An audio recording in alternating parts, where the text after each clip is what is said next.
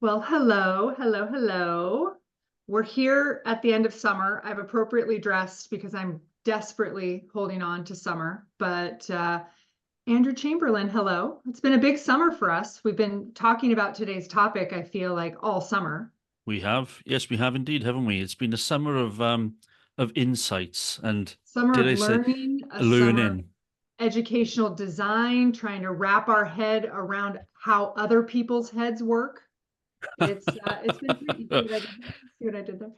Yeah. Anyway, we released our micro or our white paper on micro learning back in end of June, July, somewhere in there, and it's been amazing how many people have kind of come out of the woodworks to chat with us and who are really passionate about this subject and using these findings and the research and some of the learning that we referenced to take a different approach to their professional development, to their educational offerings. And we have someone today who's actually going to, I think, help bring it into the most real world, tangible context because he Hmm.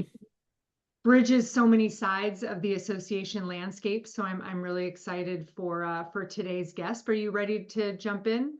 Andrew, you good? You Me? ready? Yeah, I'm totally good. Yeah, yeah. You Yeah, seem hello. unnerved. I'm just waiting for you. That's all. You seem unnerved that I'm not, uh, being Sorry, your, I co forgot. being I your. forgot. We have to work in short attention spans for you. So that was way too long of an intro. Let's just Yeah, get to I'll it. be honest. I got bored. I was like, oh God, when is this ever How ending? dare you? How dare you? All right, just mute yourself. Chris and I are going to get into it, okay? Sheesh. Chris Huizenga, how are you? Hello. Hello, it's so nice to see you both. It's so nice You to see too. you. You know, co-founder and advisor to Desklight, director of professional development for Chicago Association of Realtors. I mean, professor, innovation coach. I mean, you're the guy. I mean, I can't believe we didn't ask you to do an intro to our white paper. Andrew, what were you thinking? Well, you see, this is it though. But the white paper led me to Chris.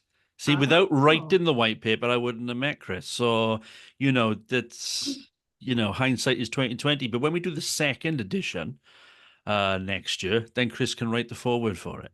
okay, there you go. Oh Well, my gosh. you Well, know, yeah, thank you. I mean, I would have to say, I mean, that white paper, by the way, is kind of like a confluence, I would have to imagine. I mean, Andrew and Elisa, that's how I found you both. And I'm like, oh, thank God someone else is also thinking like this. And I have to imagine that I mean, I shared it around with my network, and I know a lot of others were also like, "Oh, fantastic! Finally, somebody's been able to articulate this in a way that like appeals to not just your practitioners out here in the association space, but also some folks in academia yeah. as Well, well. And it does a very, very nice job of just kind of bridging those worlds. And I think that that's kind of where professional development is starting to head anyway. So Mhm. it was lovely to find you. But yeah, absolutely. Let's for version 2.0, let's see Mhm. what kind of trouble we can get into. maybe we can make it less than 30 pages for 2.0, in the spirit of micro learning. But hey, that's a different discussion. But I know I was surprised and impressed by how long this has all been around Mm. and how scientific and academic it truly is in the research that feeds it.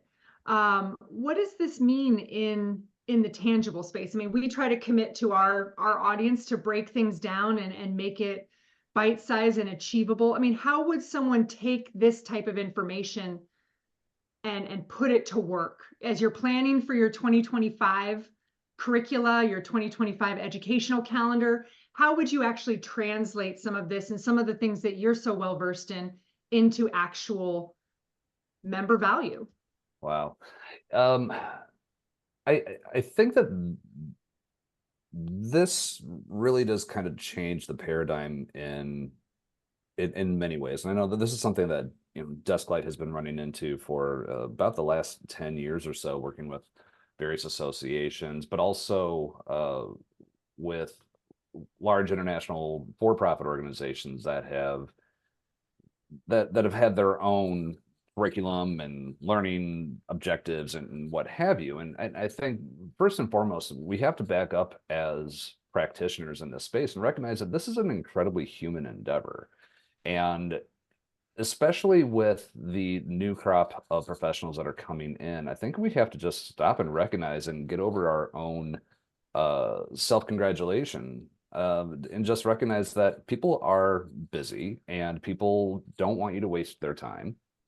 And professional development can feel like the most punitive experience that is out there. And it Wow. doesn't have to be that way. It just absolutely does not have to be that way. I find it completely inexcusable that here in 2024, a lot of the professional development still talks down to people. It doesn't invite them into their own growth and development. It just says, look, objectively, I need you to do X, Y, and Z. And to a degree, I understand that, because as associations and as professional organizations and as for-profit and even academic, like, there are learning objectives and there's only so much time, and that's the one variable we can't do anything with.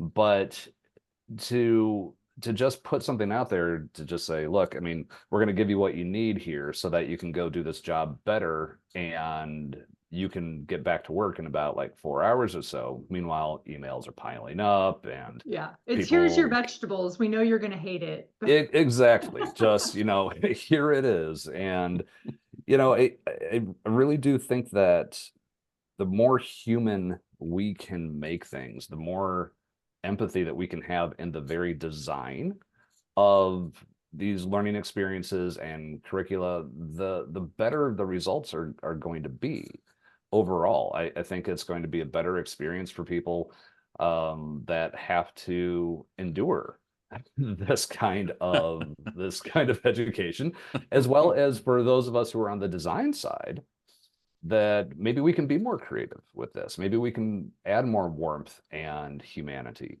to all of this. It's like, rather than continuing to exacerbate corporate and social issues, maybe this is the chance where we actually have people's undivided attention for a hot second to say, come at it from this angle, come in with what you don't know, and it's okay. And that's what this is. This is a process. And I think that largely we need to be able to see much more of that, because if we respect our employees, for instance, and we respect our members and we respect our students, our learners, then that should show up.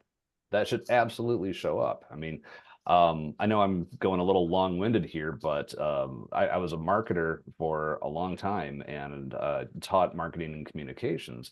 And there's a philosopher, Marshall McLuhan, who wrote a phenomenal book. If you've not read it, it's called The Medium is the Message.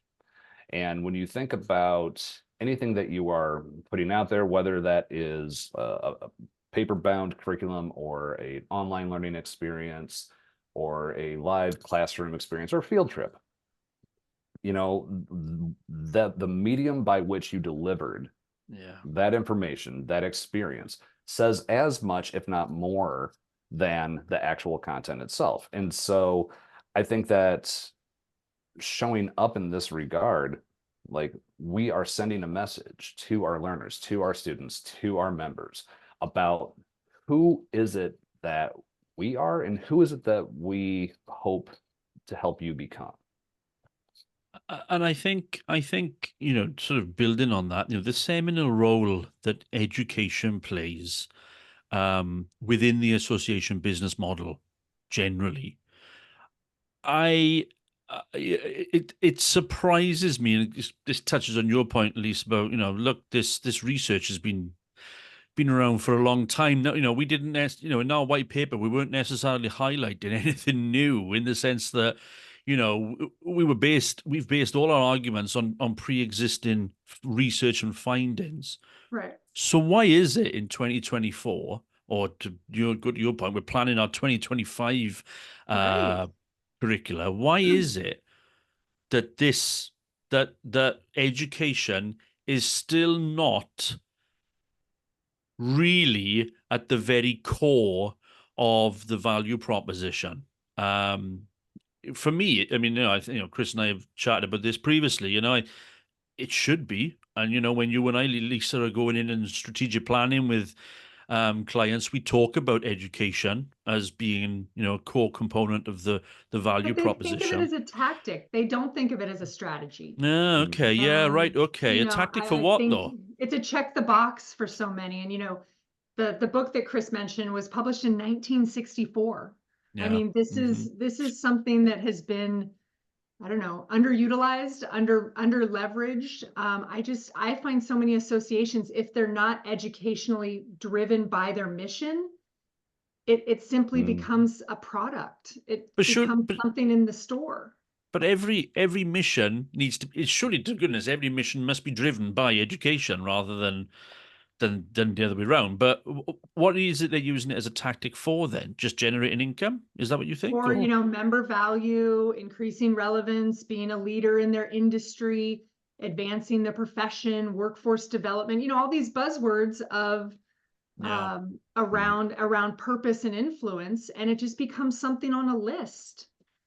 Yeah. yeah, I, yeah. to I'd like to piggyback on something you both have kind of alluded to, and I cannot recall for the life of me who said this, but the quote has stuck with me for the last several years. But um, culture eats strategy for breakfast. All right, isn't that Peter Decker? I don't know. Hold on, let me ask Sure. my brain, also known as Google. We'll make sure to ascribe the proper quotation, but that's something that, whether it's been through the time that I spent building academic programs or the time that I've spent in-house developing these professional development curricula and learning experiences, and also on the consulting side, helping other associations, it's one of the very first things I try to understand is culturally what's going on here. What is their angle? What is it they really want? And who's kind of driving the ship here? Who's pulling the strings behind the scenes? And what am I going to have to contend with? Because I can hold up a list of objectives and say, these were the objectives that you gave us. And yet, here's what we're running into with your culture. Now, we can do X, Y, and Z, but you're gonna have to, you don't have to untie the entire shoe, but you do have to like loosen up some of the straps in order to allow for this kind of fit. And if the culture is not ready to support and advance education and even keep it a bit more central, then there's not a strategy on the planet you can write that is going to successfully accomplish those real objectives, especially in a way that is wildly human. Yeah. Well, and I almost wonder if associations have missed their window. You mentioned, Chris, the multi-generational landscape that associations, I hope, are appealing to and hope are embracing. But the for-profit competition in the education and professional development space is serious, is dramatic, Yeah. is in some ways overwhelming, and an association can't compete if they haven't already been there. I mean, I talk to a lot of organizations that, hey, creating something from scratch is no longer cost effective because of the competitive market space. They're grasping at straws to partner or to co-brand. Is it too late for associations who haven't given real thought to the design of their professional development or their education? That is a $10 million question. And once I figure out the answer, I'll retire. There you But go. I don't intend on retiring ever. Is it too late? That is a phenomenal question, and I think it's one worth asking. And I think every association needs to have a very hard conversation with itself, with its directors, with its members, and say, look, is education still something of value? If not, then okay, we have two options. One, kill the whole thing, or two, what if we came at this from a different angle? So, for instance, you had mentioned, the for-profit players that have come in, and a lot of them are backed by private equity and incredibly deep pockets. And are they producing good material that checks off the objectives. Yes and no. I've seen some, not just in the, the realtor space, but, across, the entire spectrum of associations where it's just Even like, just free stuff. I mean, the amount of yeah, free education, the badges, the certificates, the free right. landscape is overwhelming enough. Yeah. Well, I mean, it's, to paraphrase Sir Ken Robinson, he says, like we've kind of approached this space where this is the inflation of education. It's just like, okay, this isn't enough. It's not enough. Okay, it's a different kind of badge and what have you. And so I don't know. Maybe what we need to do is just to stop thinking about like how do we compete with this what's become a commodity in many ways. So, for instance, like licensing for real estate, it is a absolute commodity right now. There's only so many different ways that you can splice and dice license law and fair housing, and all of that is important, and it helps protect the public, and people need to know it. Okay, great. But is that going to be the thing that like really differentiates you and your association? Probably not, right? Maybe how you deliver it, yes, it makes it less of a punitive experience and maybe even entertaining. And people are glad that they took it. That's kind of the goal, right? I want to like hold your interest and make you feel like this was the best part of your day, right? Even if it was something as left-brained as license law.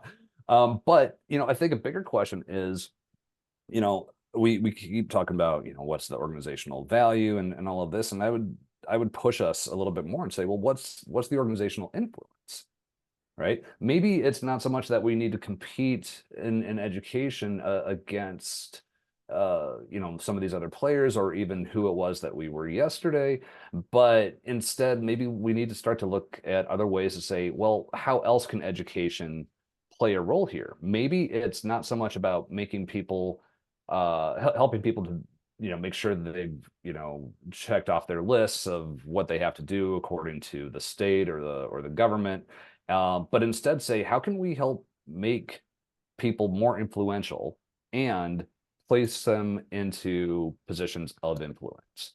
Maybe that's what it's become, because in some of these associations, like they don't have allies out there. They don't have as much influence as they think they do, right? They're sitting inside of an echo chamber. And that's a really, really dangerous place to be. I mean, I'll listen all day if you tell me what I want to hear, but I need to hear the things that I'm not hearing or people are too afraid to say, because I need to find some other way to make this organization, that whether it's my my client or a place where I'm working, I need to find some way to extend the influence of this thing, because where those edges are, that's where all of the learning is going to take place. And I don't just mean for that individual, I mean for the association as well. We have to get to a place where we're comfortable learning in an uncomfortable way, right?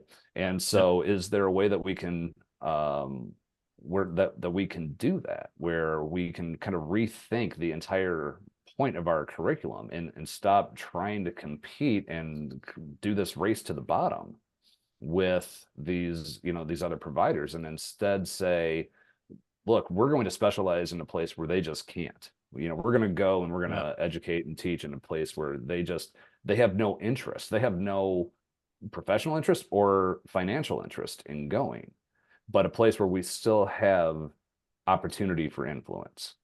And I think that then it points to and counters that point that you were making, Elisa, which is, for so many, education is a tick box commodity. It's something that we just deliver because everyone else delivers it.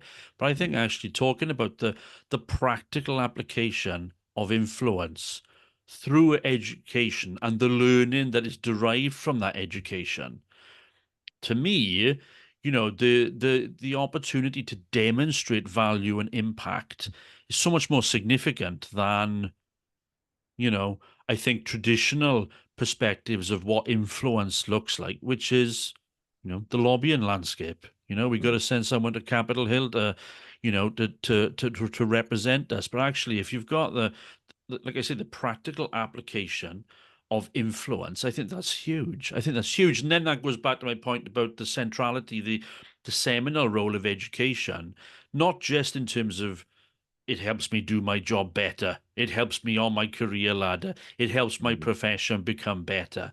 It actually has a far more, a far wider reach, and implication than I think it's currently understood. How do we get organizations to appreciate that context? Other than, of course, the 3 people who are listening to this podcast. Stop. How We're at like 30, I think, Andrew. Stop selling us how so short. But how do we, and without wanting people to feel overwhelmed by, you know, what they would potentially perceive as the burden of the education program, when actually we're talking about the opportunity of the education program. all right, so then let's pause here for a moment. Let's not talk about the medium or the tactic or the what we're teaching, or the how, because that's pretty much what our white paper is. It talks about the how you break it down, how you deliver it. It's really that delivery side of things. If you're an association with either no educational offerings or long-standing, not been refreshed or given any attention, professional development, Chris, where do you begin? How do you begin the conversation of the why are we doing this and what should we be doing? You mentioned, input from members, having an understanding of members' needs, and then somewhat of the competitive landscape. But around that senior staff table, where I'm guessing that conversation has to start, before it can start at the board table, it has to start at the senior staff table. How do you begin this internal dialogue? You keep asking these $1 million questions. Well, you're the guy. You said you're in your bio. It said you're the guy. Yeah. We don't give any answers on association transformation. No, we I just just ask all prompt the people hard to go look questions. elsewhere. I love it, and I love these questions because I think what has been helpful for me has been coming at it from the angle of I'm here to help, and I think part of that is setting the expectations early on, especially if like this is like your first time working with this particular team, to come in and say, listen, this is how I think. This is what I like to do. I like to explore. I like to experiment. I'm thrilled when we learn about something that doesn't work right. I'm very comfortable with failure, right? Because it's hands down, even though I've had great teachers, failure has been the best one out of any of them. And to say, we're going to learn from this and say that, there's going to be implications for this up and down the association. And, asking in a way like, look, I'm going to need some of your help. I'm going to need your patience, but I'm also going to need you to understand that I'm going to be reaching out to you as not just subject matter experts, but connectors as well to some really compelling and profoundly differentiated thought leaders out there in the space. And what I want to do is essentially to kind of create almost like an in-house test kitchen, right? To say like, I don't know how this is going to work. We're going to learn, and we're going to find out a lot of stuff about how our members are thinking and acting and operating out there. And we're not going to like everything that we find out. And we're going to have to get really uncomfortable. But I want to get us to a place where we're not, spending all this time and energy coming up with pilots to launch a new program. Experimenting sounds expensive. Well, I will say piloting is actually, in my experience, more expensive than the experiments. With experiments, I just need like a small body of evidence to suggest like, is there the potential for a direction here, right? I only need 5 to 10 interviews. Right. Or I just need to like put something together. Like I've had my team, I'm very grateful for my team right now because, not every association is willing to just kind of like pick it up and be like, cool, let's go break stuff. And this one is, and I'm really, really happy for that. So I'm very lucky in that regard. But, we'll go break stuff this afternoon. Like, hey, do we think this might be an angle, or what if we tried this? And be like, I don't know, let's go try it. And they're like, Do you well, have do we want to do this next week? But no, this afternoon. Let's go break it this afternoon and learn from it, and then we'll know whether or not like there's actually a there. So do you have to first come to the table with the metrics around what you're already doing to disprove, or can you kind of wipe the slate clean and start anew? I don't even know if there's statistics around what percentage of educational offerings are actually profitable. I Right. mean, I'm assuming a majority, if not, well, I don't know the numbers, but there's probably more than people would like to admit that are in the red, that are Yeah. loss leaders, maybe not even leaders, they're just losses. Yeah. And I guess is the first thing the metrics around what you're doing and determining what has to go and what has to get redesigned. Yeah, and we're at a place now where if you were to look at different education programs, like long-standing education programs, something, and by long-standing I mean anything that's over like 20 years old. Okay. Heck, I'll even be a little less conservative than that, 15 years or older, right? If you start to look at that, right around 2020, we noticed like a very significant shift in the education space. Thank you, COVID, which did a lot of damage, but it also did a lot of good in some cases, right? Where like I was working in higher ed at the time, and they were all like, oh, the internet's going to be the end of all things, and this is going to be the iceberg that sinks our ship, and it ended up being the life rafts, right? And thank goodness that was there. But you have to kind of look at the trends and be like, well, what we're seeing now is we're seeing a market that's trying to right itself and figure out where to go, and it created a race for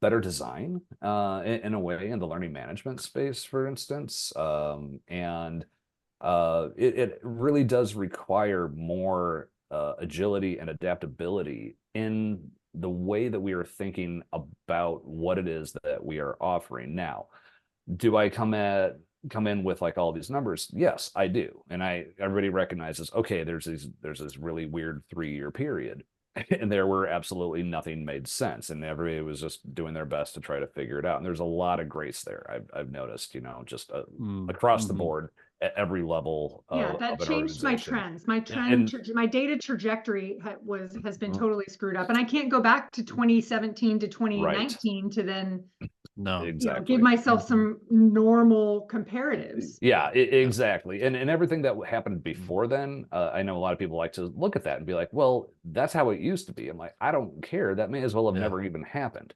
Right? Yeah. I mean, All right, so we have no data. we have We have almost no data. inconsistent data. So what you're telling me is we need to listen and ask questions of our members. And I love the contrast between experimenting and piloting. So asking and listening, and then giving real time and intentional thought to the design of what we're trying to deliver, because that's as equally important as the information is how we deliver it. Right. And not only in format, in chunks of time, in medium, in the interaction of. What are your thoughts on the tech here? This will be my last question, but you talk about all of this needing to be more human. I like to think of tech as a tool to get more human. Sure. How do associations kind of balance the intimidating factor that technology is? Yeah. And yet want to lean into the humanity of learning. I make the recommendation to everybody to please recognize that just as with technology that drives communication, that the relationship is the thing that's most paramount. Understanding the learner on the other side of this whole thing, that there are human beings that are actually going to be using this, and the technology that you're currently using now is also going to change. What we're currently using right now for learning management systems, we've already seen it even since the pandemic. Now AI is part of this whole thing. Okay, so great. How is that going to change things? And honestly, we don't know. no one really knows. And so you do have to stay adaptable and continue to essentially, if you follow my metaphor here, but to continue to push out different dishes from the test kitchen and try and learn and fail and try and learn and fail and, you know, just keep redoing this.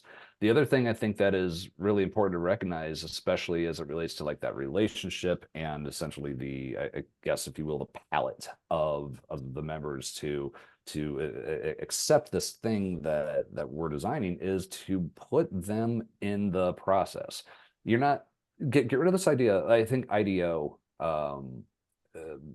was the organization that really kind of pioneered this idea of like building with rather than for, right? So if you are working hand in hand with your members, different types of members, as broad of a spectrum as you can possibly get, number of years in the profession, age, you know, first language, the size of their business, geography, all of that. If you can get like a nice mix, like the middle typically will kind of start to design itself, but they are building it with you, right? You almost in a way kind of become like, you know, the chef in a way, and you have all of these people knocking out dishes and creating ingredients like in the same room as you, and your job is to essentially make something that is presentable, smells good, tastes good, is nourishing, and that people want more of and are going to like tell other folks about. But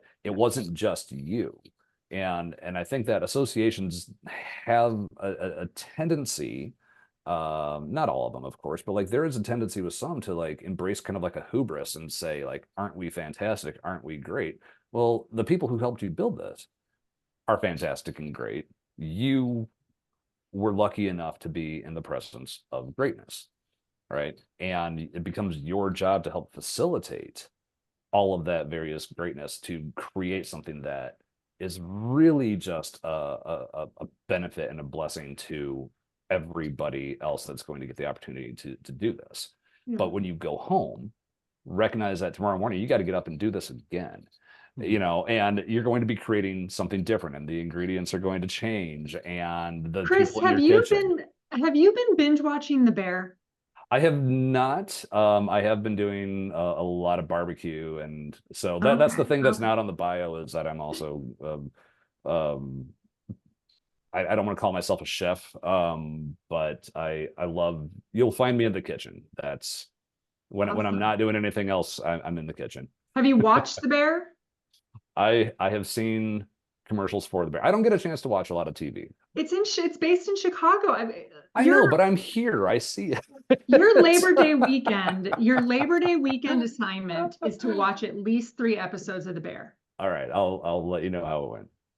But you know what I also take from this conversation is how ongoing and evolutionary it needs to be. This is not something that associations can tackle in kind of the end of year or next year planning. This needs to be, right. You know, you're constantly taking that temperature, you're constantly reacting and adapting. And I hope between the research that we've provided and you know, some of the thoughts that Chris has given us here, that people are emboldened to experiment and to try some new ingredients. Andrew? Yeah, well, I think that's the key here, is that they need to be emboldened and empowered, and they need to be brave. They need to just get on with it. I do hear what you're saying about, well, you know, it's not a one-off job. It's a cultural thing. And it's how they need to address the whole business of their association, not just, you know, not just what they perceive as one facet of it. But we often end up concluding our podcasts with, well, you know, just something that you can feel emboldened about and crack on, and they just need to start and do something. They just need to start, you know, and that's I don't know. Just when you just touched a little nerve there from mine, because I'm like, oh my God, just do something, people. Yeah, that's implicit in this sense of experiment. We didn't say go research. We said go try stuff. But we need them to go and try stuff. And I'm listening to what I'm listening to what Chris is saying about experiment, and I totally agree 100%. I think that's, you know, but even that feels culturally a big step for a lot of organizations who are not, let's be honest, the sector is not courageous often in its innovation. And I really But we're think no that longer accepting that. I'm so tired of hearing that associations are slow and it's like turning a oil tanker. whatever Yeah. the analogy is. If we keep using that kind of language, all we do is delay our advancement or So continue to lower our expectations. are you countering me? And you saying no, actually that that's not the case. You're saying that they are. I'm saying that that's true more often than not. But by reiterating that type of language, all we do is give people the comfort that, oh, we're not doing great, but we're not that bad. That's what's expected here. Yeah, all right. Okay. And that's what I'm tired of. All right. I get you. Sorry, Yeah. Chris, we No, don't like to fight in front of the kids, but well, no, I mean, I can see both points very clearly because I mean, nonprofits and in general, not just associations, were kind of built around a concept of risk mitigation and how do we lower the risk to everything. And yet, when you look at a lot of organization bylaws and what have you, there's not a lot in there that says, yeah, we're going to be brave and bold and take some calculated risks and what have you. That doesn't really show up in the language. And so, the experiments that we run, I think the education department is the one that is best suited to do any of this. It pulls in information that is valuable across the organization for membership and volunteer engagement and events and professional standards and you name it, and be like, I think your job not your job, but the educator's job is to really come at this from the angle to say, like, look, here's what we're learning. And because I think education is in a way kind of like the canary in the coal mine, where it's, we see what the engagement is, we see what it isn't, we see where their interests lie, and all of that has something to do with how the world is changing for the members. So, in a way, you can almost think of this as kind of a study in consumer behavior, because the members are investing time, energy, psychological energy. They are investing, they're risking status, but they also have their own psychology. They have social structures that are influencing all of this. And then there's the common four of the changes in politics and economics and the environment and society and technology that have all of that. That's kind of like the playground, and the rest of it is like, who is it that's showing up? And so, I think when associations just continue to talk nonstop about like how valuable they are, I just say, prove it. Yeah. Well, and that, I mean, my big takeaway today is build it with them, not for them, and this concept of experimentation around what will create influence for them. This isn't about just passing a test or putting a badge on. How are you building influence for them through a program that they've given you context for and help define the needs around. So a lot to go on. There's, as we mentioned, a lot of information in this space. We've tried to make it a little more succinct. There are organizations, like Chicago Association of Realtors and Chris Huizenga, who are out there, on the bleeding edge of this. And we encourage you to keep being brave, keep experimenting, and bring those experiences back to us and back to our leaders. Homework for you: watch The Bear. For everyone else, here it's the end of August. Take a look at your educational metrics for this calendar year and pick an area for 2025 that you want to disrupt. You want to disrupt yourself.